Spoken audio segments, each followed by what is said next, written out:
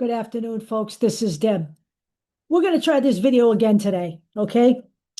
And for the benefit of those of you who follow us on YouTube, you don't know the backstory to this, but we were not allowed to tell it like it is on TikTok last night. So we're re-recording this video, okay? And we're still going to tell it like it is. So we want to talk about the increasingly undemocratic regime that is currently sitting in our government, because it can be in no possible way can this be called an administration. I mean, the news media calls it administration. Sometimes when the Democrats talk about it, they call it an administration. It is a regime, and it is a fascist regime. Okay, so I want to show you something. We're going to open with this because this is one of my favorite signs from the protests that we've seen so far this year. Resist like it's 1938 Germany. This is in The Guardian. It is on the streets all the time. In this case, this photograph is from the April Hands Off protests, but at the No Kings protests, there were many more of these. So let's talk about, just in 1 week, what Donald Trump's undemocratic regime has done in America. These are all facts that cannot be denied. First of all, he federalized the National Guard and deployed those troops in Los Angeles. He also then deployed the Marines to Los Angeles, claiming that if he hadn't done that, the city would have burned to the ground. This is a flat out lie, okay? I know people who live in LA. I used to work with them when I worked at Millipore. They are going to work every day with nothing getting in their way.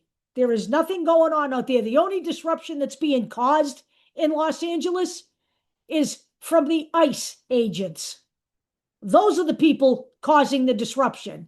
There are peaceful protesters. That is their right under the Constitution. Okay? What Donald Trump is doing by deploying troops is, number one, picking on blue states, which he intends to do. All right, he has already given the order for ICE to start infiltrating blue states and getting tougher.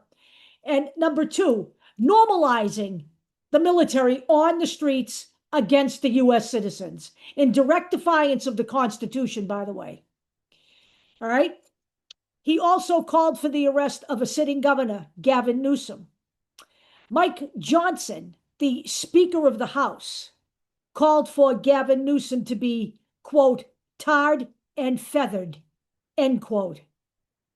Alex Padilla, a sitting senator from the state of California, was knocked to the ground by a bunch of jackboot thugs and handcuffed simply for trying to ask Kristi Noem a question.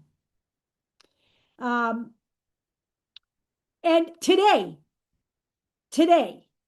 in New York City, the comptroller and the Democratic mayoral candidate, Brad Lander, was arrested while trying to accompany someone out of the courtroom.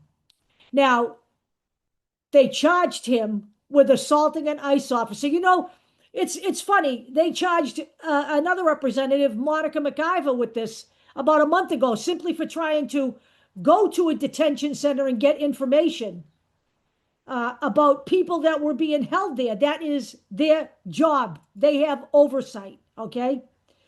All Brad Lander did today was ask for if they have a warrant. That's apparently counts as assault on an ICE officer. You know, we have all these guys, all, you know, they got their masks on because they're cowards, of course, right? But they got their guns and they got their padding and they're all geared up. And it seems to me they can't handle people in suits. It's amazing. Okay, this shit is off the charts. Okay, it's off the charts. And then let's talk about some real ugly shit as far as I'm concerned, because all we ever hear about is how violent the left is. That is a flat out lie. Okay, in Minnesota, this past week. Representative Melissa Hortman and her husband were assassinated, okay, in their homes. State Senator John Hoffman and his wife were shot in their homes by the same assailant. They will survive. Okay, the Hortmans have died. They also killed the family dog. He also killed the family dog. He posed as a police officer. Okay, now the first inclination that Mike Lee, Republican senator, had was to post a picture of this guy, supposedly, and say on X, this is what Marxists do when they don't get their way, trying to make it look like it may have been a Democratic supporter that offed all four of these Democratic legislators. Okay? He immediately took that down when he found out that the assailant was Vance Luther Bolter, 57 years old, a Trump supporter, a man who voted for Trump, who has attended Trump rallies, a man who was a devout Christian, supposedly, even though he goes around killing people and wounding others, all in the name of, I don't like the abortion laws in this country, and I don't like LGBTQ rights. It seems to me that it isn't the left doing this stuff. We don't do this when we don't like you in government. We don't hunt you down, do we? No, we don't do that, okay? Only angry white men do that. Who's shooting up schools when they get upset with something? I don't know, but in my mind, the vast majority of those shooters are angry white men from the right. Prove me wrong, because the stories are all out there. I've been following this forever. We have an undemocratic government here. Not one person from the GOP has decried this violence, where two people who are just doing their jobs have lost their lives in a targeted political assassination, and two others will take months to recover. Not one Republican. They can go out there and make snide comments when they think they can pull the wool over everybody's eyes and make it look like it's a Democrat doing all of this.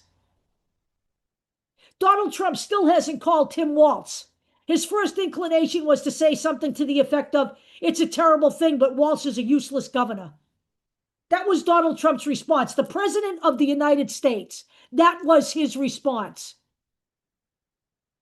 We have an incredibly undemocratic government in power right now, and we must resist like it's 1938 Germany, because it is. Whether the media wants to face it, whether TikTok wants to face it, whether YouTube wants to face it or not, this is exactly where we are in America today. We are the laughingstock of the world, across the world. He made a fool of himself at the G7 summit, to the point where they had to send the media out of the room because he couldn't shut his big fat mouth. Donald Trump is not only an embarrassment, he is a danger to everyone living in this country. He is a man who has no respect for democracy, the Constitution, or the rule of law. I used to say at one time he only governs for the people who vote for him, but guess what?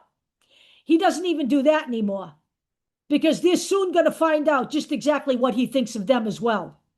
I will talk to you all later.